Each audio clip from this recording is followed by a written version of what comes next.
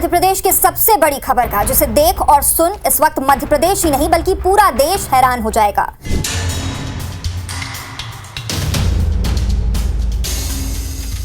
Income tax department को खबर मिली कि भोपाल के मेंडोरी इलाके में एक कार लावारिस हालत में खड़ी के पास एक जंगल में लावारिस कार में भारी मात्रा में सोना और कैश मिले। आज के वीडियो में हम मध्य प्रदेश के काले धन के कुबेर सौरभ शर्मा से जुड़ी अब तक सामने आई सभी परतों को खोलेंगे। बड़ी खबर है, सौरभ शर्मा के ठिकानों पर ईडी के छापे का ये मामला है। सौरभ शर्मा को लेकर बड़ा खुलासा हुआ है। सौरभ के पास 700 करोड़ की संपत्ति होने का दावा सामने आया है। पूर्व मंत्री भूपेंद्र सिंह और कांग्रेस विधायक हेमंत कटारे के बीच चल रहे विवाद की तह तक जाने की कोशिश करेंगे। भोपाल से इस वक्त की बड़ी खबर सामने आ रही है, जहां पर हेमंत कटारे ने भूपेंद्र सिंह पर गंभीर आरोप लगाए हैं। हेमंत कटारे के आरोपों पर भूपेंद्र सिंह ने भी पलटवार कर दिया। पूर्व मंत्री भूपेंद्र सिंह और हेमंत कटारे अब आमने सामने आ चुके हैं। मंत्री गोविंद सिंह राजपूत और भूपेंद्र सिंह के बीच जारी आर पार की लड़ाई में किसको फायदा होगा और किसका नुकसान होगा, इसका पूरा विश्लेषण करेंगे। पूर्व मंत्री भूपेंद्र सिंह और मंत्री गोविंद सिंह के बीच की नाराजगी लगातार बढ़ती जा रही है। जहां गोविंद सिंह राजपूत और भूपेंद्र सिंह के बीच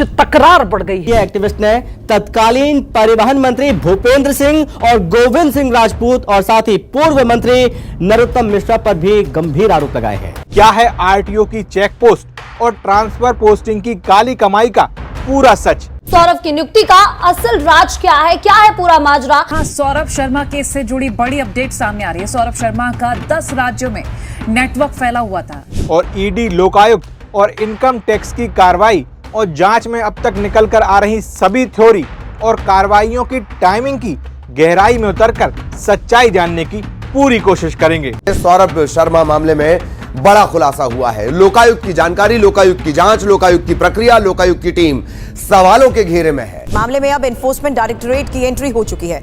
ग्वालियर में काले धन के कुबेर सौरभ शर्मा के करीबियों पर ईडी ने शिकंजा कसा है। सौरभ शर्मा मामले को लेकर दिग्विजय सिंह द्वारा लगाए गए आरोपों पर परिवहन मंत्री गोविंद सिंह राजपूत ने पलटवार किया। गोविंद सिंह पर आरोप लगाने के मामले में दिग्विजय सिंह को संजय श्रीवास्तव ने नोटिस दिया है। बड़ी जानकारी जीतू पटवारी ने सौरभ शर्मा मामले में बयान दिया है। वीडियो शुरू करने से पहले हम आपको बता दें कि इस वीडियो में हमने अपने मन से कोई भी इनपुट नहीं दिया है।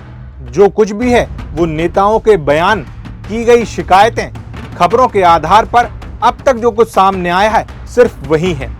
ईडी, लोकायुक्त, इनकम टैक्स और दूसरी एजेंसियां इस मामले की अब तक जांच कर रही हैं, यानी जांच जारी है। लेकिन इस मामले के सामने आने के बाद जो पॉलिटिकल विवाद शुरू हुआ है, आरोप प्रत्यारोप का जो सिलसिला चल रहा है, हमारा मकसद उसकी सच्चाई आप तक पहुंचाने का है। तो चलिए शुरू करते हैं आज का वीडियो। 19 दिसंबर 2024 मध्य प्रदेश आरटीओ के पूर्व आरक्षक सौरभ शर्मा पर शुरू हुई कार्यवाही को 1 महीना पूरा होने से ठीक 2 दिन पहले यानी 16 जनवरी 2025 को कांग्रेस विधायक और मध्य प्रदेश विधानसभा में उपनेता प्रतिपक्ष हेमंत कटारे ने बीजेपी के वर्तमान विधायक और पूर्व परिवहन मंत्री भूपेंद्र सिंह के खिलाफ एक प्रेस कॉन्फ्रेंस की। इस प्रेस कॉन्फ्रेंस में हेमंत कटारे ने अवैध रूप से इकट्ठा किए गए करोड़ों अरबों रुपए के खजाने के मुख्य आरोपी सौरभ शर्मा की आरटीओ में अवैध नियुक्ति के लिए भूपेंद्र सिंह को जिम्मेदार ठहराया, उनको झूठा बताया और कई सारे गंभीर आरोप भी लगाए। आगे बढ़ने से पहले आपको बता दें कि भूपेंद्र सिंह मध्य प्रदेश के बीजेपी के बड़े नेता हैं। वर्तमान में सागर जिले की खुरई विधानसभा से विधायक हैं। साल 1993 से अब तक कई बार विधायक, सांसद और मंत्री रह चुके हैं। परिवहन, गृह और नगरीय प्रशासन जैसे मंत्रालय उनके पास रहे हैं। पूर्व सीएम और केंद्रीय मंत्री शिवराज सिंह चौहान के बेहद नजदीकी हैं। जबकि हेमंत कटारे के बारे में आपको बता दें कि वो मध्य प्रदेश के भिंड जिले की अटेर विधानसभा से कांग्रेस विधायक हैं। अभी विधानसभा में कांग्रेस के यानी प्रतिपक्ष के उपनेता हैं। इनके पिता स्वर्गीय सत्यदेव कटारे विधानसभा के नेता प्रतिपक्ष रह चुके हैं। कांग्रेस की सरकार में परिवहन और जेल मंत्री के साथ साथ गृह राज्य मंत्री और नागरिक आपूर्ति मंत्री भी रहे हैं। अब आते हैं हेमंत कटारे की प्रेस कॉन्फ्रेंस पर। प्रेस कॉन्फ्रेंस की तारीखों को थोड़ा याद रखिएगा, क्योंकि हेमंत कटारे ने इस पूरे विवाद में कई बार प्रेस कॉन्फ्रेंस और मीडिया के सामने बयान जारी किए हैं। जो 16 जनवरी को उन्होंने प्रेस कॉन्फ्रेंस की थी, उसके बाद एक बार फिर सौरभ शर्मा का जो मामला है वो गर्मा गया और फिर से मध्य प्रदेश की राजनीति में एक भयंकर उबाल आ गया। भोपाल से इस वक्त की बड़ी खबर सामने आ रही है, जहां पर हेमंत कटारे ने भूपेंद्र सिंह पर गंभीर आरोप लगाए। धन कुबेर सौरभ शर्मा को लेकर हेमंत कटारे का बड़ा आरोप है भूपेंद्र सिंह पर। हालांकि ये घमासान मध्य प्रदेश की राजनीति में पिछले कुछ महीनों से पनप जरूर रहा था, लेकिन इसमें पहली बार उफान दिसंबर 2024 के महीने में आया। तारीख थी 14 दिसंबर 2024। भोपाल में विधानसभा सत्र के दौरान पूर्व मंत्री भूपेंद्र सिंह एक ध्यान आकर्षण सूचना देते हैं, जिसमें उन्होंने परिवहन विभाग में एक चेक पोस्ट में हो रही अवैध वसूली का मुद्दा उठाया। ये आरटीओ की चेक पोस्ट उनकी विधानसभा में थी। इस ध्यान आकर्षण सूचना से पहले उनकी और वर्तमान में मोहन सरकार में परिवहन और स्कूल शिक्षा मंत्री के बीच नाराजगी पैदा हो गई थी। इस नाराजगी की दो वजह थी। पहली, भूपेंद्र सिंह की विधानसभा का एक स्कूल। भूपेंद्र सिंह इस स्कूल की मान्यता को रद्द करवाना चाहते थे। कई सारे आरोप इस स्कूल पर उन्होंने लगाए थे। दूसरी वजह थी उनकी विधानसभा में मालथौन आरटीओ चेक पोस्ट पर हो रही अवैध वसूली। दोनों ही मंत्रालय मंत्री उदय प्रताप सिंह के पास थे। 17 दिसंबर 2024 को जब भूपेंद्र सिंह मीडिया के सामने आए तो उन्होंने खुलकर अपनी नाराजगी जाहिर की। जो दोनों सवाल भूपेंद्र सिंह ने उठाए थे, उनका परिवहन और स्कूल शिक्षा मंत्री उदय प्रताप सिंह ने जो जवाब दिया था, उससे भूपेंद्र सिंह खफा हो गए थे। दरअसल भूपेंद्र सिंह ने कहा था कि मालथौन चेक पोस्ट पर अवैध वसूली हो रही है, जिससे उनकी विधानसभा में जनता में रोष है। इसका जवाब देते हुए परिवहन और स्कूल शिक्षा मंत्री उदय प्रताप सिंह ने इस बात को गलत बताया। इस जवाब के बाद भूपेंद्र सिंह का गुस्सा फूट गया। सबसे पहले उनके निशाने पर मंत्री उदय प्रताप सिंह आ गए। भूपेंद्र सिंह ने जमकर खरी खोटी सुनाई। विधायक का अपमान किया गया, ऐसी खुलकर बात मीडिया के सामने कही। ये पहली बार था जब सत्ता में बैठी बीजेपी के भीतर चल रही लड़ाई मीडिया के सामने खुलकर सामने आई थी। तो अगर रोष है तो मैं विधायक हूँ वहाँ का, तो मेरे को पता नहीं होगा कि रोष है कि नहीं। तो मैंने यही कहा कि कम से कम कार्रवाई हो ना हो, सरकार की ये जिम्मेदारी भी है कि विधायक अपमानित ना हो, कि विधायक अपमानित ना हो। ये बयान भूपेंद्र सिंह ने 17 दिसंबर 2024 को दिया था, वो भी भोपाल में मीडिया को। इसके बाद एक और चैनल से बात करते हुए भूपेंद्र सिंह ने इशारों में बिना नाम लिए मंत्री गोविंद सिंह राजपूत और पूर्व विधायक कांग्रेस से बीजेपी में आए अरुणोदय चौबे पर निशाना साधा। ये दोनों नेता जब कांग्रेस में थे तब भूपेंद्र सिंह के सबसे बड़े प्रतिद्वंदी थे। भूपेंद्र सिंह ने कहा कि वो इन दोनों नेताओं को कभी स्वीकार नहीं करेंगे। ऐसे लोगों को हम क्या स्वीकार कर लें जिनने हमारे कार्यकर्ताओं पर इतने अत्याचार किए।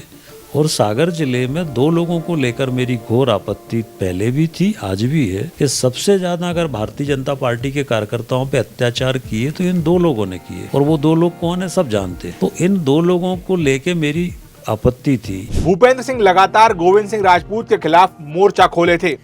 इससे पहले भी वो उन्हें स्वीकार न करने का सार्वजनिक बयान दे चुके थे, जिस पर बीजेपी के प्रदेश अध्यक्ष वी.डी. शर्मा से जब पूछा गया तो उन्होंने कहा था कि भूपेंद्र सिंह की ये निजी लड़ाई है। अब मैं व्यक्तिगत मेरी किससे क्या है, इनकी किससे क्या, ये मैं नहीं कह सकता। पर्सनली किसी का किसी से मनुष्य है। अब मैं व्यक्तिगत मेरी किससे क्या है, इनकी किससे क्या, ये मैं नहीं कह सकता। पर्सनली किसी का किसी से मनुष्य है। जो भारतीय जनता पार्टी में आए हुए ऐसे सभी भाई और बंधु हैं, वो अब भारतीय जनता पार्टी की ताकत है। भारतीय जनता पार्टी के नीति में, भारतीय जनता पार्टी के नेतृत्व में अगर कोई भाई और बंधु आए हैं, कहीं से भी आए हो, भारतीय जनता पार्टी उनका तहे दिल से स्वागत करती है। कभी पार्टी के यस मैन कहे जाने वाले भूपेंद्र सिंह ने इसी इंटरव्यू में बीजेपी के प्रदेश अध्यक्ष वी.डी. शर्मा पर भी एक तीखा बयान दे दिया, जिसे सुनकर साफ मालूम चल रहा था कि मध्य प्रदेश बीजेपी की राजनीति में अब तक जो अंदरूनी कलह थी वो सामने आना शुरू हो गई है। मैंने अध्यक्ष की गरिमा का सम्मान किया। मेरी किस बात की निजी लड़ाई थी? मैं अगर उनसे समझौता कर लूं तो मेरा किस बात का झगड़ा है? मैं तो पार्टी के लिए लड़ रहा हूं। मेरी कौन सी व्यक्तिगत लड़ाई है? और बीडी शर्मा जी को तो पार्टी में काम करते हुए अभी 5-7 ही साल हुए होंगे। इसके पहले तो वो विद्यार्थी परिषद में काम करते थे। तो उनका ये बयान आपत्तिजनक है कि मेरी निजी लड़ाई थी। मेरी कोई निजी लड़ाई नहीं थी। ये सब कुछ 17 दिसंबर 2024 को हुआ। इसके ठीक एक दिन बाद यानी 18 दिसंबर 2024 को मध्य प्रदेश के पूर्व सीएम शिवराज सिंह चौहान जब मुख्यमंत्री थे तब उनके सबसे पसंदीदा अफसर रहे एक पूर्व आईएएस कटघरे में आ गए। वजह थी आयकर विभाग ने कंस्ट्रक्शन और रियल एस्टेट कारोबारी राजेश शर्मा और उनके सहयोगियों के ठिकानों पर भोपाल, इंदौर सहित दूसरी जगहों पर छापामार कार्रवाई की थी।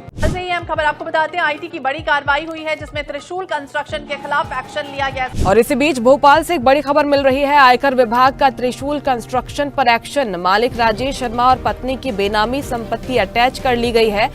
इस छापे में करोड़ों रुपए की बेनामी संपत्तियां मिलने की बात तो सामने आ ही रही थी, लेकिन इसके अलावा बड़े तालाब के पास भोपाल में एक कॉलोनी को लेकर भी सुर्खियां थीं। इस कॉलोनी को लेकर कई सारे आरोप प्रत्यारोप भी लगाए जा रहे थे। अब इस कार्रवाई से भूपेंद्र सिंह का क्या लेना देना है वो हम आगे आपको बताएंगे, लेकिन पहले आपको बताते हैं 18 दिसंबर 2024 को हुई इस कार्रवाई के अगले दिन के बारे में, यानी 19 दिसंबर 2024 को क्या हुआ। सुबह करीब 7 बजे अचानक राजधानी भोपाल की अरेरा कॉलोनी में बंगला नंबर E7/78 पर मध्य प्रदेश लोक आयुक्त टीम कार्रवाई करती है। ये छापामार कार्रवाई जिस घर में हुई थी वो आरटीओ के पूर्व आरक्षक जो अब रियल एस्टेट कारोबारी बन गया था सौरभ शर्मा का था। जब कार्रवाई हुई तो वो घर पर नहीं था। मध्य प्रदेश की सबसे बड़ी खबर का जिसे देख और सुन इस वक्त मध्य प्रदेश ही नहीं बल्कि पूरा देश हैरान हो जाएगा। और अब बात मध्य प्रदेश की उस खबर की जिसने प्रदेश ही नहीं बल्कि पूरे देश को हैरान कर दिया है। सबसे पहले बात करेंगे राजधानी भोपाल की, जहां लोकायुक्त की टीम ने करोड़ों रुपए के अवैध साम्राज्य पर छापा मारा है। इसी कार्रवाई के दौरान लोकायुक्त पुलिस ने भोपाल की अरेरा हिल के मकान नंबर E7/657 पर भी छापामार कार्रवाई की। इस घर में चेतन गौर नाम का एक शख्स रहता था जो सौरभ शर्मा का दोस्त या कर्मचारी भी कह सकते हैं। 19 दिसंबर 2024 को जब लोकायुक्त की टीम सौरभ के घर और दफ्तर पर कार्रवाई कर रही थी, ठीक उसी दौरान दोपहर करीब 2 बजे एक सफेद रंग की इनोवा MP07 BA0050 जिस पर आरटीओ की प्लेट लगी हुई थी वो अरेरा कॉलोनी से रवाना होती है। ये कार भोपाल के पश्चिम इलाके में एक जंगल के पास जाकर रुक जाती है। कार को लॉक कर कार का ड्राइवर वहां से फरार हो जाता है। अब रात होते होते भोपाल पुलिस और इनकम टैक्स विभाग को एक साथ एक व्यक्ति सूचना देता है कि एक कार भोपाल के मेंडोरी गांव के पास जंगल में लावारिस हालत में खड़ी है जिसमें सौरभ शर्मा का सोना और रुपया है। इस सूचना के बाद ये दोनों टीमें वहां पहुंचती हैं और जो देखती हैं तो दंग रह जाती हैं। इनकम टैक्स डिपार्टमेंट को खबर मिली कि भोपाल के मेंडोरी इलाके में एक कार लावारिस हालत में खड़ी है। भोपाल के पास एक जंगल में लावारिस कार में भारी मात्रा में सोना और कैश मिले।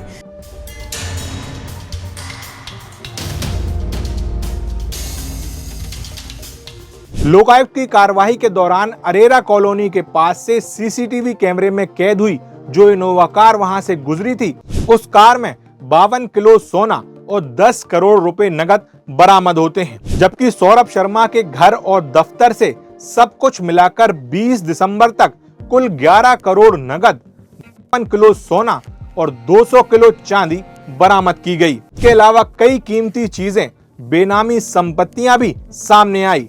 अब ये मामला देश भर की सुर्खियां बन जाता है। अब जरा इस टाइमिंग पर थोड़ा गौर करिएगा। 17 दिसंबर को भूपेंद्र सिंह का बयान आता है जिसके अगले दिन यानी 18 दिसंबर को रियल एस्टेट कारोबारी कंस्ट्रक्शन कंपनी के मालिक राजेश शर्मा पर कार्रवाई होती है, जिन्हें एक पूर्व आईएएस जो कि शिवराज सरकार में सबसे पावरफुल थे उनका करीबी बताया गया। इस कार्रवाई के अगले दिन यानी 19 दिसंबर को आरटीओ के सबसे बड़े सरगना सौरभ शर्मा के यहां अचानक लोकायुक्त की टीम घर और दफ्तर पर छापा मारती है। सौरभ शर्मा, जिसको लेकर कहा जा रहा है कि इसके तार कई पावरफुल नेता और अफसरों से जुड़े हो सकते हैं। अब 20 दिसंबर 2024 को जब सौरभ शर्मा के पास ये सब कुछ मिला, तब विधायक हेमंत कटारे पहली बार सामने आए। उन्होंने एक वीडियो जारी कर एक बेहद महत्वपूर्ण बात उस दौरान कही। उन्होंने इस मामले में भोपाल के उन तमाम सीसीटीवी फुटेज को सुरक्षित करने की मांग की जहां से ये इनोवा कार गुजरी थी, ताकि इससे कई और सुराग निकलकर सामने आए और ये बाद में ये फुटेज जांच और कोर्ट में काम आएंगे। ये पहली बार था जब हेमंत कटारे ने इस मामले में कुछ बोला था कि जो गाड़ी के फुटेज है, जिस गाड़ी से माल बरामद हुआ है, अरेरा कॉलोनी से लेकर जब वो गाड़ी निकली और जिस स्थान पर माल बरामद हुआ वहां तक के सारे गाड़ी के फुटेजेस सुरक्षित किए जाएं, क्योंकि जिसके बाद ये मामला देश भर की सुर्खियां बन जाता है और इस कार्रवाई में अब ईडी की एंट्री हो जाती है और लोकायुक्त इनकम टैक्स के बाद अब ईडी भी अपनी जांच शुरू कर देता है। मामले में अब एनफोर्समेंट डायरेक्टोरेट की एंट्री हो चुकी है। बड़ी खबर है, सौरभ शर्मा के ठिकानों पर ईडी के छापे का ये मामला है। एक तरफ ये छापामार कार्रवाई चल रही थी, वहीं पूर्व मंत्री भूपेंद्र सिंह संगठन और सत्ता और खास करके मंत्री गोविंद सिंह राजपूत के खिलाफ खुलकर अपनी नाराजगी व्यक्त कर रहे थे।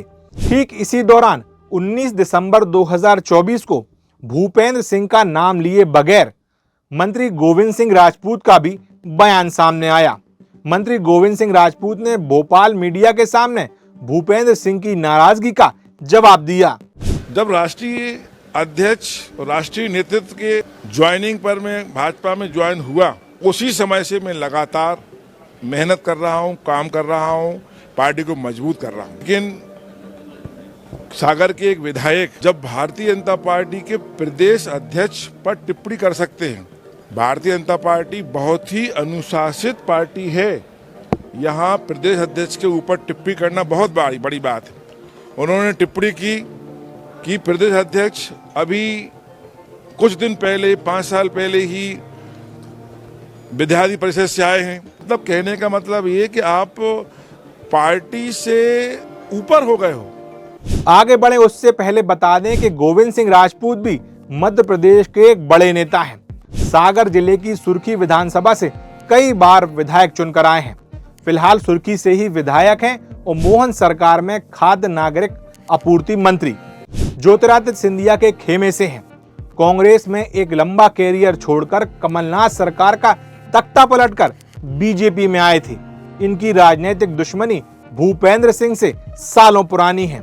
अब जब एक ही पार्टी में आ गए थे तो कुछ दिन तक दोनों के बीच बनी रही, लेकिन उसके बाद अब फिर दोनों के बीच संघर्ष शुरू हो गया है। एक दूसरे के खिलाफ दोनों ने तलवारें खींच रखी हैं। 20 दिसंबर 2024 तक एक तरफ ये कार्रवाइयां चल रही थी, दूसरी तरफ भूपेंद्र सिंह अकेले ही गोविंद सिंह राजपूत, अरुणोदय चौबे, बीडी शर्मा जैसे कई लोगों के खिलाफ मोर्चा खोले थे। वहीं भूपेंद्र सिंह अपने विरोधियों पर निशाना साधते साधते खुद निशाने पर आ गए। बीजेपी के भीतर चल रही लड़ाई अब खुलकर सामने आ गई थी। भूपेंद्र सिंह और मंत्री गोविंद सिंह राजपूत के समर्थक भी अब आमने सामने आने लगे थे। इन दोनों के समर्थकों ने सोशल मीडिया पर एक दूसरे के खिलाफ पोस्ट करना शुरू कर दिया और इनके बीच सोशल मीडिया में एक वॉर शुरू हो गया। वहीं ठीक इसी बीच सौरभ शर्मा का अवैध खजाना मिलने के बाद परिवहन विभाग और मंत्रालय से जुड़े सभी पावरफुल नेता अफसर निशाने पर आ गए, जहां एक के बाद एक कई कड़ियां और थ्योरियां बनाई जाने लगी। वहीं किस्मत की बात यह थी कि ये दोनों ही नेता भूपेंद्र सिंह और गोविंद सिंह राजपूत परिवहन मंत्री रह चुके थे, वो भी सौरभ शर्मा के कार्यकाल में। सौरभ शर्मा की अनुकंपा नियुक्ति से लेकर उसके इस्तीफे तक ये दोनों ही नेताओं का कार्यकाल रहा, इसलिए लाजमी था इन दोनों नेताओं का नाम सौरभ शर्मा के साथ जोड़ा जाना। यहाँ कई सारे सवाल उठ रहे थे। पहला सवाल सौरभ शर्मा की अनुकंपा नियुक्ति को लेकर था। दूसरा, उस पर किसका हाथ था? उसे मनचाही चेक पोस्ट कैसे मिल जाती थी? पोस्टिंग और ट्रांसफर के कारनामे में कौन उसकी मदद करता था। तीसरा सवाल था, क्या ये काली कमाई सिर्फ सौरभ शर्मा अकेले की थी या इस काली कमाई के कई और हिस्सेदार भी थे। सबसे बड़ा सवाल जो सबको खटक रहा था वो ये था कि क्या सिर्फ मलाईदार चेक पोस्ट और ट्रांसफर पोस्टिंग के जरिए सौरभ शर्मा ने काले धन का इतना बड़ा साम्राज्य अकेले ही खड़ा कर लिया। सौरभ शर्मा को लेकर बड़ा खुलासा हुआ है। सौरभ के पास 700 करोड़ की संपत्ति होने का दावा सामने आया है। आगे बढ़े उससे पहले आपको बताते हैं कि यह आरटीओ की चेक पोस्ट होती क्या है और इसमें भ्रष्टाचार कैसे होता है। आरटीओ चेक पोस्ट एक ऐसी जगह होती है जहां वाहनों की जांच की जाती है। ये चेक पोस्ट सड़क परिवहन और राजमार्ग मंत्रालय या राज्य परिवहन विभाग के अंतर्गत आती है। इसका मकसद ये तय करना होता है कि सभी वाहन आरटीओ के नियमों और कानूनों का पालन करें। अब ये समझिए कि इसमें भ्रष्टाचार कैसे होता है। आरटीओ चेक पोस्ट आमतौर पर हाईवे, मुख्य सड़कों, स्टेट बॉर्डरों पर बनाई जाती है। आरटीओ चेक पोस्ट को भ्रष्टाचार का केंद्र इसलिए माना जाता है क्योंकि यहां वाहनों से अवैध रूप से पैसा वसूल किया जाता है, जिसमें ओवरलोडिंग और बिना परमिट वाहनों को पास करने के एवज में रिश्वत ली जाती है। इस बेहिसाब काली कमाई का क्या होता है, इसका उदाहरण सौरभ शर्मा जैसे एक आरक्षक की कमाई से मालूम चलता है। अब मध्य प्रदेश में आरटीओ चेक पोस्ट को लेकर साल 2013 से 2025 तक क्या कुछ हुआ, इसको थोड़ा मोटा मोटा समझ लीजिए। मध्य प्रदेश की शिवराज सरकार ने साल 2013 में आरटीओ के चेक पोस्ट बंद करने का एक साहसिक कदम उठाया। इसके बाद डिजिटल सिस्टम और आधुनिक तकनीक के उपयोग से निगरानी और टैक्स वसूली को बेहतर बनाने की कोशिश की गई। हालांकि इस बदलाव को लागू करने के दौरान कई चुनौतियां भी आईं, जिससे निपटने के लिए सरकार ने समय समय पर नई नीतियां बनाई। साल 2013 से 2018 तक भूपेंद्र सिंह मध्य प्रदेश सरकार में ट्रांसपोर्ट मिनिस्टर रहे। अब जब साल 2018 के विधानसभा चुनाव आए और कांग्रेस की सरकार बनी, तब कमलनाथ सरकार ने भी ये बात महसूस की कि आरटीओ के चेक पोस्ट जरूर बंद हो गए हैं, लेकिन अवैध वसूली अब भी हो रही है और राजस्व का नुकसान अलग। कमलनाथ सरकार ने आरटीओ चेक पोस्ट को फिर से शुरू करने के लिए गंभीरता से विचार करना शुरू किया, लेकिन इसे लागू नहीं किया और कमलनाथ सरकार इसी बीच गिर गई। इस दौरान ट्रांसपोर्ट मिनिस्टर गोविंद सिंह राजपूत रहे। उनके कार्यकाल में सरकार ने डिजिटल प्रणाली और ई गवर्नेंस पर जोर देकर टैक्स चोरी रोकने और परिवहन व्यवस्था को सुधारने की कोशिश की। कमलनाथ सरकार के दौरान परिवहन विभाग में एक महत्वपूर्ण चीज जरूर हुई, जिसमें आरटीओ और परिवहन विभाग के अधिकारियों की ट्रांसफर और पोस्टिंग के लिए पारदर्शिता और निष्पक्ष बनाने के लिए इसमें हो रहे भ्रष्टाचार को रोकने के लिए एक विशेष बोर्ड का गठन किया गया। लेकिन बाद में जब शिवराज सरकार वापस आई तो नई सरकार ने बोर्ड की प्रक्रियाओं को औपचारिक रूप से खत्म करने की घोषणा जरूर नहीं की, लेकिन इसकी भूमिका को कम कर दिया। बताया गया कि सरकार पर राजनीतिक दबाव था। शिवराज सरकार में एक बार फिर गोविंद सिंह राजपूत ट्रांसपोर्ट मिनिस्टर बने और साल 2023 तक वो ही इस मंत्रालय को संभालते रहे। अब इन 10 सालों में आरटीओ में क्या कुछ हुआ, ये तो आप समझ ही गए होंगे। अब सौरभ शर्मा के प्रकरण को समझ लीजिए। सौरभ शर्मा को साल 2016 में अक्टूबर के महीने में परिवहन विभाग में अनुकंपा नियुक्ति मिलती है। ये नियुक्ति गलत तरीके से दी गई, ये आरोप लगता है। सौरभ के पिता डॉक्टर थे, तो उनकी अनुकंपा नियुक्ति भी चिकित्सा विभाग में होनी चाहिए थी, लेकिन उसको परिवहन विभाग में नियुक्ति दी गई, वो भी आरक्षक के पद पर। इसके बाद साल 2023 में विधानसभा चुनाव के पहले तक वो परिवहन विभाग में ही रहा। इस दौरान उसकी कई शिकायतें हुई और विभागीय जांच के दौरान उसने इस्तीफा दे दिया, यानी वीआरएस ले लिया। सौरभ शर्मा करीब 7 सालों तक परिवहन विभाग में रहा। कई मलाईदार चेक पोस्ट पर रहने के साथ साथ ये भी निकलकर सामने आ रहा है कि वो इन चेक पोस्ट को ठेके पर ले लेता था। उसके साथ कई और लोग इस खेल में शामिल थे। आरटीओ में ट्रांसफर पोस्टिंग के लिए भी सौरभ शर्मा एक बड़ा किरदार था, लेकिन सौरभ शर्मा अकेले ये सब कुछ नहीं कर रहा था। उसने एक टीम बनाकर ये सब कुछ किया। इस टीम में किरदार कौन कौन था, ये अभी जांच चल रही है, लेकिन इसमें सौरभ के अलावा अभी जो 4 नाम निकलकर सामने आए हैं वो हम आपको बताते हैं। पहला नाम चेतन गौर का है, जो सौरभ के सभी कारनामों में उसका राजदार था। दूसरा नाम सौरभ के बहनोई यानी जीजा का है, विनय हासवानी। तीसरा नाम सौरभ के एक दोस्त शरद जायसवाल का आ रहा है, जो अभी फरार है। चौथा नाम पूर्व रजिस्ट्रार के अरोरा का आ रहा है, जो अभी बेंगलोर में अपने बच्चे के पास बताए जा रहे हैं। इनके ठिकानों पर भी कार्रवाई की गई है। इन चारों की क्या भूमिका रही ये आगे बताते हैं, लेकिन अभी 24 दिसंबर 2024 को पूर्व मुख्यमंत्री दिग्विजय सिंह की भोपाल में हुई प्रेस कॉन्फ्रेंस के बारे में बताते हैं, जिसमें उन्होंने सौरभ शर्मा के साथ इस कारनामे में शामिल कुछ और नाम बताए थे, जिसमें संजय श्रीवास्तव, वीरेश तुमरात और दशरथ सिंह पटेल के नाम लिए थे। साथ ही ज्योतिरादित्य सिंधिया, शिवराज सिंह चौहान, सीएम मोहन यादव और मंत्री गोविंद सिंह राजपूत पर भी निशाना साधा था।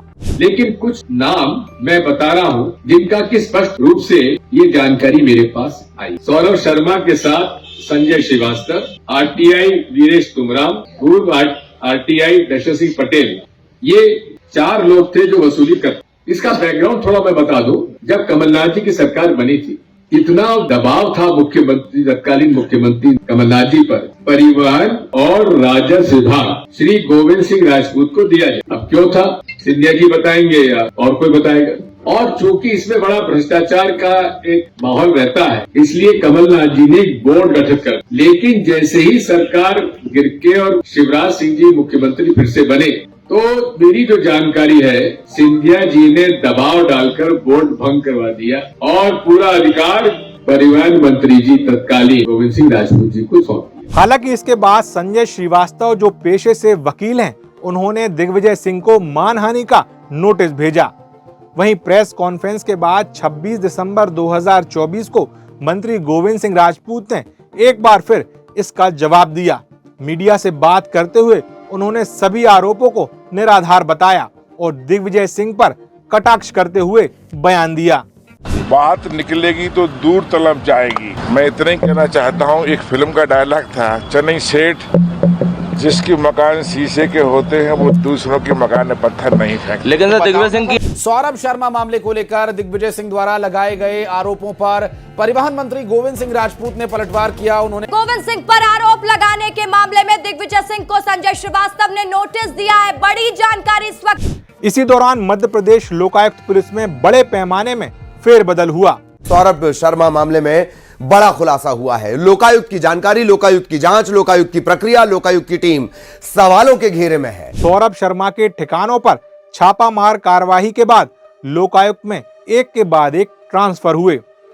दिसंबर को 4 डीएसपी समेत 34 पुलिसकर्मियों को हटाया गया, जबकि 30 दिसंबर को 6 इंस्पेक्टर सहित 34 पुलिसकर्मियों की नियुक्ति की गई। इस कार्रवाई के पीछे सौरभ शर्मा मामले में छापा मारने की सूचना लीक होना एक वजह बताई गई। हालांकि सौरभ शर्मा मामले में अब तक कुछ कड़ियां खुल गई हैं। 3 जांच एजेंसियां इस मामले में जांच कर रही हैं। वहीं दूसरी तरफ इनकम टैक्स की कार्रवाई राजेश शर्मा पर चल रही थी। विधायक हेमंत कटारे इन दोनों मामलों में सक्रिय हो गए थे, जहां उन्होंने सोशल मीडिया पर एक अखबार की कटिंग को शेयर करते हुए मंत्री गोविंद सिंह राजपूत पर कमेंट किया। जबकि इससे पहले 22 दिसंबर 2024 को उन्होंने एक प्रेस कॉन्फ्रेंस की, जिसमें उन्होंने रियल एस्टेट कारोबारी और कंस्ट्रक्शन कंपनी के मालिक राजेश शर्मा के साथ पूर्व प्रमुख सचिव इकबाल सिंह बैस का कनेक्शन होना बताया। ये आरोप उन्होंने उस दौरान लगाए।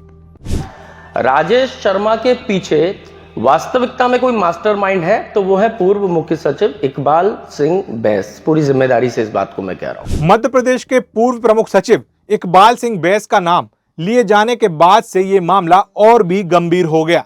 दरअसल भोपाल के बड़े तालाब के पास सेवनिया गांव में सेंट्रल पार्क नाम से एक कॉलोनी बनाई जा रही है। ये कुणाल बिल्डर्स और त्रिशूल कंस्ट्रक्शन का ज्वाइंट प्रोजेक्ट है। त्रिशूल कंस्ट्रक्शन के मालिक राजेश शर्मा है, जिन पर इनकम टैक्स ने 18 दिसंबर को कार्रवाई की थी। इस कॉलोनी को लेकर दावा किया जा रहा है कि कई नामचीन नेता और अफसरों के बंगले और फार्म हाउस यहां पर हैं और ये कॉलोनी की जो परमिशन ली गई है वो गलत तरीके से ली गई है। सेंट्रल पार्क प्रोजेक्ट पर आईटी रेड का ये पूरा मामला है। और इसी बीच इस वक्त की बड़ी खबर भोपाल से, व्यापारी राजेश शर्मा के ठिकानों पर रेड जारी है। आरोपों के मुताबिक नियम विरुद्ध तरीके से बनाई जा रही इस कॉलोनी को लेकर सबसे पहला सवाल खड़ा किया था पूर्व सीएम कैलाश जोशी के बेटे पूर्व मंत्री दीपक जोशी ने। दूसरा, हेमंत कटारे भी इस मामले में प्रेस वार्ता कर तमाम सारे आरोप लगाते रहे। इस कॉलोनी को लेकर दावा किया गया कि पूर्व मंत्री भूपेंद्र सिंह का भी यहाँ एक प्लॉट है और इस प्लॉट को लेकर उन्हें घेरा जाता रहा। 17 दिसंबर को भूपेंद्र सिंह के बयान के बाद 18 दिसंबर को राजेश शर्मा और 19 दिसंबर को सौरभ शर्मा पर हुई कार्रवाई में एक बात समान रही, दोनों में पूर्व मंत्री भूपेंद्र सिंह का नाम घसीटा गया। जनवरी आते आते राजेश शर्मा की कॉलोनी सेंट्रल पार्क प्रोजेक्ट पर उनका प्लॉट होने का दावा किया गया। वहीं सौरभ शर्मा की नियुक्ति में उन्होंने अनुशंसा की है, इस बात के भी आरोप लगाए गए, जिसके बाद भूपेंद्र सिंह ने एक बार फिर अपनी चुप्पी तोड़ी। भूपेंद्र सिंह ने मीडिया से बात करते हुए 3 बड़ी बातें कही। पहली बात जो भूपेंद्र सिंह ने कही वो ये कि भले ही वो परिवहन मंत्री रहे हों और उनके कार्यकाल में सौरभ शर्मा की नियुक्ति हुई हो, लेकिन उनका और सौरभ शर्मा का कोई लेना देना नहीं। परिवहन मंत्री के कार्यकाल में सौरभ शर्मा कभी उनकी विधानसभा क्षेत्र के चेक पोस्ट में पदस्थ नहीं रहे। अगर हेमंत कटारे ये प्रमाणित कर देते हैं तो वो राजनीति से संन्यास ले लेंगे। कोई एक ऐसा कागज बता दे तो ना तो मैंने कभी सौरभ शर्मा की अनुशंसा की, ना मैंने कभी सौरभ शर्मा के मामले में सहानुभूति पूर्वक विचार करने के लिए कहा। आज जिस तरह से घटनाक्रम सामने आया है उससे मैं ये मानता हूँ कि उस समय जो नियुक्ति हुई है, जो वो नियुक्ति नियम विरुद्ध हुई है। दूसरी बात जो उन्होंने अपने बयान में कही वो ये थी कि सौरभ शर्मा मामले में जो भी सरगना है वो जल्द ही जेल जाएगा। और मुझे पूरा विश्वास है कि जिन लोगों ने ये किया है इसके पीछे जो सरगना है वो आप देखेंगे जेल के सीखचों के भीतर होंगे। तीसरा, सेंट्रल पार्क भोपाल में उनके प्लॉट को लेकर जो आरोप लगाए गए थे उनको लेकर भी उन्होंने साफ कहा कि इस बात को बेवजह तूल दिया गया। मैंने कोई भी जानकारी नहीं छिपाई। अपने चुनावी एफिडेविट में उन्होंने सब कुछ लिखा था। सारे पेमेंट उन्होंने चेक से दिए और प्लॉट भी खुद उन्हीं के नाम पर लिया है। कहा कि मेरा भोपाल में प्लॉट है, अरे मैंने तो अपने एफिडेविट में दिया है उसको, तो इसमें नई बात क्या थी? मेरे अपने नाम से मैंने अपना जो चुनाव में शपथ पत्र दिया उसमें लिखा हुआ है, तो इसमें सनसनीखेज क्या था? ऐसी कौन सी चीज थी जो मैंने छुपाई थी? मैंने तो चेक से पेमेंट किया, चेक से पेमेंट करके अपने नाम से खरीदा, कोई बेनामी थोड़ी खरीदा। भूपेंद्र सिंह का ये बयान सामने आने के बाद 16 जनवरी 2025 को एक बार फिर पिक्चर में वापस एंट्री होती है हेमंत कटारे की। वो भोपाल में एक बार फिर प्रेस कॉन्फ्रेंस करते हैं। इस बार उनके निशाने पर पूर्व मंत्री भूपेंद्र सिंह होते हैं। इस प्रेस कॉन्फ्रेंस में वो पूर्व मंत्री भूपेंद्र सिंह पर कई आरोप लगाते हैं, जिसमें सबसे बड़ा आरोप ये था कि भूपेंद्र सिंह की सौरभ शर्मा की नियुक्ति में भूमिका थी। वो बाकायदा भूपेंद्र सिंह के उस बयान की क्लिप को प्ले कर रहे थे जिसमें वो ये दावा कर रहे थे कि उनका सौरभ शर्मा की नियुक्ति से कोई लेना देना नहीं है। भूपेंद्र सिंह जी ने 2 बातें कही मूलतः इसमें। एक बात कही कि मंत्री का आरक्षक की नियुक्ति से कोई संबंध नहीं होता है। दूसरी बात उन्होंने कही कि कोई भी एक कागज दिखा दे या एक पत्र दिखा दे या नोटशीट दिखा दे मेरा और सौरभ शर्मा के बीच का। तो मैं एक नहीं 2 कागज दिखाऊंगा। सौरभ शर्मा का नियुक्ति पत्र है 29/10/2016 का, कि नियुक्ति पत्र में प्रतिलिपि की गई है मंत्री के निज सहायक को। ये है नियुक्ति पत्र सौरभ शर्मा का। तीसरी बात कह रहे थे कि मेरा कोई भी सौरभ शर्मा से ताल्लुकात नहीं है, कोई भी एक पत्र ऐसा दिखा दो, तो एक कागज दिखा दिया, अब मैं दूसरा दिखा रहा हूं। ये सबसे महत्वपूर्ण है। दूसरा कागज है, ये है माननीय भूपेंद्र सिंह जी के हस्ताक्षर के उनकी खुद की नोटशीट। ये नोटशीट भी मैं आपको उपलब्ध करवाऊंगा। इसमें माननीय पूर्व मंत्री जी का साइन है और सिग्नेचर के साथ माननीय मंत्री जी लिख रहे हैं। भोपाल से इस वक्त की बड़ी खबर सामने आ रही है, जहां पर हेमंत कटारे ने भूपेंद्र सिंह पर गंभीर आरोप लगाए हैं। हेमंत कटारे के आरोपों पर भूपेंद्र सिंह ने भी पलटवार कर दिया। उनका भी पूर्व मंत्री भूपेंद्र सिंह और हेमंत कटारे अब आमने सामने आ चुके हैं। इसके बाद हेमंत कटारे और भूपेंद्र सिंह आमने सामने आ गए। दोनों एक दूसरे पर आरोप प्रत्यारोप करने लगे। भूपेंद्र सिंह मीडिया के सामने आए और एक और बयान देते हुए उन्होंने हेमंत कटारे पर पलटवार किया। वो सीधा आरोप लगाते कि हेमंत कटारे की प्रेस कॉन्फ्रेंस पूरी तरह मैनेज थी। इसके बाद कई व्यक्तिगत बातें और आरोप हेमंत कटारे और उनके भाई पर भी लगाते हैं, जिसमें भूपेंद्र सिंह कहते हैं कि हेमंत कटारे पर एक महिला पत्रकार ने रेप के आरोप लगाए थे। उनके भाई पर तमाम आपराधिक मामले दर्ज हैं। भोपाल में वो नशे का अवैध व्यापार करते हैं। साथ ही भूपेंद्र सिंह ने एक बड़ा बयान दिया, जिसमें उन्होंने कहा कि सौरभ शर्मा की नियुक्ति को लेकर एक भी नोटशीट या अनुशंसा अगर उनके द्वारा की गई हो, अगर हेमंत कटारे वो लाकर दिखा देते हैं तो वो राजनीति से संन्यास ले लेंगे। मैनेज होके पत्रकार वार्ता करते हैं या मैनेज होके आरोप लगाते हैं। जहां तक हेमंत कटारे जी का सवाल है, ये स्वयं 376 के आरोपी रहे और 376 एक महिला पत्रकार तरफ से ये केस रजिस्टर्ड हुआ था। और उस केस में मुझे मालूम है कि उस FSL के माध्यम से वो जो पॉजिटिव रिपोर्ट थी रेप की, उसको किस तरह से नेगेटिव किया गया, वो पूरी कहानी मुझे पता है। उन झुग्गी झोपड़ियों में इनके भाई योगेश कटारे के संरक्षण में गांजा बेचा जा रहा है, ब्राउन शुगर बेची जा रही है, तमाम तरह के नशीले पदार्थ बेचे जा रहे हैं। इनके खुद भाई के ऊपर, योगेश कटारे के ऊपर 35 आपराधिक प्रकरण है। इसके बाद हेमंत कटारे एक नोटशीट वायरल करते हैं। 14 दिसंबर 2016 की इस नोटशीट में परिवहन मंत्री रहते हुए भूपेंद्र सिंह के दस्तखत होते हैं। ये नोटशीट मैं आपको स्क्रीन पर लगा दे रहा हूं, आप इत्मीनान से इसे पढ़ लीजिए। कांग्रेस ने इसे सोशल मीडिया प्लेटफॉर्म पर जारी किया। इसके बाद हेमंत कटारे आक्रामक हुए। कई तीखे जुबानी हमले उन्होंने भूपेंद्र सिंह से किए और भूपेंद्र सिंह को राजनीति से संन्यास लेने के अपने दावे को पूरा करने को कहा। मैं पूछना चाहता हूं भूपेंद्र सिंह जी से कि आपने कहा था कि यदि कोई भी प्रमाण या साक्ष्य मैं सामने रख दूंगा या कोई भी सामने रख देगा तो आप राजनीति से संन्यास ले लेंगे। तो मेरा प्रश्न है कि आप कब संन्यास लेंगे, कृपया करके बताएं। मैं चाहता हूं कि आपने लंबी राजनीति करी है, आपका संन्यास सम्मान पूर्वक होना चाहिए। तो मैं स्वयं आपके संन्यास में शामिल होने आऊंगा और मैं आग्रह करूंगा कि आप सम्मानता से संन्यास ले लें, नहीं तो आपको बेइज्जती पूर्वक पार्टी से बाहर निकाला जाएगा भ्रष्टाचार के आरोपों में। बाकी तमाम वो खुद के परिवार के, उनके बब्बा, उनके अब्बा, उनका सबका बताया, उनने मेरे भाई का सब चीजों का बताया, लेकिन उन कागजों के बारे में कोई भी विश्लेषण नहीं दिया, क्या वो कागज सही है कि नहीं। और जिस ट्रांसपोर्ट विभाग के अधिकारियों से आपने उस फाइल को, पूरी नस्ती को गायब करवाया है, मैं उसका भी मुझे पूरा ज्ञान है। और आप चिंता मत कीजिएगा, पूरी फाइल भी सामने आएगी, पूरा सच भी सामने आएगा। और जिन अधिकारी इसमें संलिप्त है, मैं उनको इस वीडियो के माध्यम से चेतावनी दे रहा हूं कि भ्रष्टाचारी भूपेंद्र सिंह को मत बचाना, नहीं तो आप भी चपेट में आ जाओगे, वो तो बचेंगे नहीं, आप फ्री फोकट में चले जाओगे। यहाँ PCC अध्यक्ष जीतू पटवारी, नेता प्रतिपक्ष उमंग सिंगार भी हेमंत कटारे के साथ होकर भूपेंद्र सिंह को घेरते रहे, जबकि भूपेंद्र सिंह अकेले ही इन सब हमलों का जवाब देते रहे। इस दौरान बीजेपी का ना ही स्थानीय संगठन और ना ही प्रदेश संगठन उनके साथ खड़ा हुआ और ना ही किसी ने उनकी तरफ से कोई भी बयान दिया। वहीं दूसरी तरफ भूपेंद्र सिंह ने मध्य प्रदेश के CM और मध्य प्रदेश के DGP दोनों को एक पत्र लिखा, जिसमें उन्होंने बहुत ही गंभीर आरोप हेमंत कटारे पर लगाए। उन्होंने शिकायत में कहा, जिस रेप केस के आरोप हेमंत कटारे पर लगे हैं, उन्होंने FSL जांच को प्रभावित किया है और सैंपल बदल दिए हैं। इसके साथ ही हेमंत कटारे के भाई पर नशे का व्यापार करने के आरोप लगाए।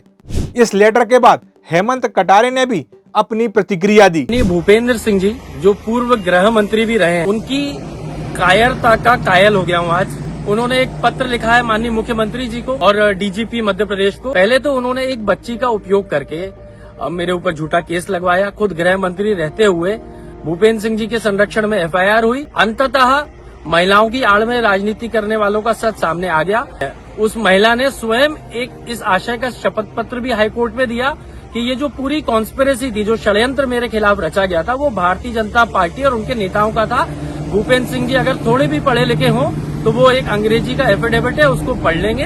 दूसरी बात, जो आपने आरोप लगाए हैं एफएसएल के, आप खुद गृह मंत्री होकर के, उस समय पे आप गृह मंत्री थे जब मेरे पे एफआईआर हुई, आप अपनी पूरी सरकार को खटगड़े में खड़ा कर रहे हैं। साथ ही साथ आप खुद गृह मंत्री बनने योग्य नहीं थे। ऐसा लगता है कि आपको कोई ज्ञान ही नहीं है कानून का। मुझे लगता है आप ना गृह मंत्री बनने लायक थे और ना आप राजनीति लायक हैं। आप पहले सामान्य ज्ञान, पहले 8वीं 10वीं कक्षा में भर्ती लें। तो आप जो सस्ती लोकप्रियता के लिए चिट्ठीबाजी कर रहे हैं, मुझे लगता है इसको बंद करें, अपनी क्षेत्र की सेवा करें। आपको भारतीय जनता पार्टी ने तो लात मार के हटा ही दिया है मंत्री पद से, जल्दी क्षेत्र की जनता भी आपको लात मार देगी। और जो आपने मेरे भाई पर आरोप लगाए हैं कि 35 अपराध दर्ज हैं, अगर आप मुझे 35 अपराधों की मेरे भाई के ऊपर जो दर्ज है नामजद, अगर आप मुझे लिस्ट दे देते हैं तो मैं राजनीति से संन्यास ले लूंगा। मैं आपको ये पूर्ण जिम्मेदारी से कह रहा हूँ। अब तक इन दोनों नेताओं ने एक दूसरे पर तीखे हमलों की बौछार कर दी थी। भूपेंद्र सिंह हेमंत कटारे के खिलाफ मानहानि करने की बात कर रहे थे। इसी बीच जब हमने हेमंत कटारे पर लगे रेप केस के आरोपों की पड़ताल की तो मालूम चला कि साल 2018 में हेमंत कटारे पर एक युवती ने आरोप लगाया था। आरोप लगाने वाली युवती पत्रकारिता की छात्रा थी। आरोप लगाने के बाद वो युवती अपने आरोपों से मुकर गई थी। हेमंत कटारे ने उस वक्त इसे एक साजिश और ब्लैकमेलिंग का मामला बताया था। हाई कोर्ट ने इस केस की एफआईआर को खारिज कर दिया था। इसके बाद चौंकाने वाली खबर सामने साल 2022 में तब आई जब इस युवती ने आत्महत्या कर ली। दरअसल खबरों के मुताबिक यूपी में युवती एक पुलिस सब इंस्पेक्टर से प्यार करने लगी थी। दोनों की शादी होने वाली थी, लेकिन दहेज को लेकर कुछ बात बिगड़ गई थी, जिसके बाद उसने ये कदम उठाया था। अब तक भूपेंद्र सिंह अकेले ही ये सब झेल रहे थे। संगठन भी उनसे नाखुश दिखाई दे रहा था। 17 दिसंबर को उन्होंने बीजेपी के प्रदेश अध्यक्ष को लेकर जो टिप्पणी की थी, उसके बाद भूपेंद्र सिंह ने बीजेपी प्रदेश अध्यक्ष वीडी शर्मा को एक पत्र लिखा। पत्र लिखने के बाद इसे वायरल किया गया। इस पत्र में भूपेंद्र सिंह अपने दिए गए बयान का स्पष्टीकरण दे रहे थे। इस पत्र में लिखी भाषा शैली के कारण एक बार फिर भूपेंद्र सिंह विरोधियों के निशाने पर आ गए। हेमंत कटारे ने एक बार फिर वीडियो जारी कर भूपेंद्र सिंह पर कटाक्ष किया, जिसमें भूपेंद्र सिंह जी पहले तो वीडी शर्मा जी को, मोहन यादव जी को खुली चुनौती देते दिखाई दिए। मंचों से नदारद हो जाना, वीडी शर्मा को ये कह देना कि भाई तुम पार्टी बनकर के काम कर रहे हो। उन्हें काफी बड़ी बड़ी बातें करी, तो मुझे लगा भूपेंद्र सिंह काफी दमदार नेता है। मुझे लगा, मैंने कहा दम है इस नेता में। लेकिन आपकी कितनी जल्दी हवा निकल गई। 15 तारीख को आपने चिट्ठी लिखी और वापस वीडी शर्मा जी के गुणगान करने लगे चिट्ठी में। आपकी या तो बोलने की दम मत रखो, और बोल रहे हो तो उस पर टिकना चाहिए। भूपेंद्र सिंह जी, आपकी इतनी जल्दी हवा निकल गई। कम से कम गिड़गिड़ाते तो नहीं, ऐसा लग रहा था कि जैसे कि वीडी शर्मा जी कोई नेता नहीं, कोई आपके ईश्वर हो गए। आप एकदम गिड़गिड़ा कर उनकी प्रशंसा कर रहे थे, और उस चिट्ठी में साफ झलक रहा था कि आप कितने घबराए हुए हैं। यहाँ भूपेंद्र सिंह नोटशीट वाले जीतू पटवारी के पोस्ट का जवाब अपने फेसबुक पोस्ट पर करते हैं। जीतू पटवारी जी, आप भी मति भ्रम का शिकार हो रहे हैं। या तो आप मेरे कथनों को यथावत पढ़ नहीं पा रहे हैं, या फिर राजनीतिक स्वार्थ में अंधे होकर जानबूझकर मेरे कथनों को तोड़ मड़ोड़ कर इन्वर्टेड कॉमा के साथ मेरा कथन बताकर पेश कर रहे हैं। इस पूरे विवाद में राजनीति का शिकार भूपेंद्र सिंह हुए। अब तक पूरी लड़ाई भूपेंद्र सिंह ही लड़ रहे हैं। वो अकेले ही सभी हमलों का जवाब देते नजर आ रहे हैं। पहली बार कांग्रेस एकजुट होकर हमले कर रही है, जबकि बीजेपी ने भूपेंद्र सिंह को अकेला छोड़ दिया है। सौरभ शर्मा मामले में ईडी, इनकम टैक्स, लोकायुक्त तीनों जांच कर रही हैं। इसी बीच एक लाल डायरी मिलने की बात निकलकर सामने आई, जिसको लेकर कहा गया कि इसमें कोड वर्ड में कई बड़े लोगों के नाम हैं और जल्द ही उन पर भी शिकंजा कसा जाएगा।